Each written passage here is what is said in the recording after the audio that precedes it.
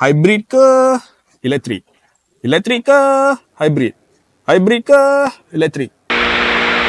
Abang-abang EV, ada lagi satu pilihan untuk korang. Volvo EX90 ni hanya ada satu varian je. Sebab tak ada siapa ada masa untuk pening dengan pilihan. Kalau korang suka flex, kereta ni memang sesuai untuk korang. Dengan lampu tukar torque yang boleh kenyit-kenyit, rupa luaran yang futuristik, dah cukup buat rakyat jelata menoleh pandangan kepada anda. Atas ni bukan tanduk flower horn, tapi sensor LiDAR untuk sistem keselamatan paling tip-top dalam line-up Volvo. Bahagian dalam pula tak perlu dipertikaikan lagi. Memang mewah. Ada display klasa 9 inci, screen portrait infotainment 14.5 inci dengan sokongan aplikasi Google, 4 zon pendingin hawa dan sistem audio 3D, 25 speaker Bowers and Wilkins. Dengan bateri NCM berkapasiti 111 kWh bersama 517 horsepower dan 910 Nm of torque, jarak yang korang boleh dapat adalah sejauh 623 km. Mau pergi balik, boleh lepas dalam satu cas. Kalau nak charge juga, DC fast charging mampu dapatkan 10%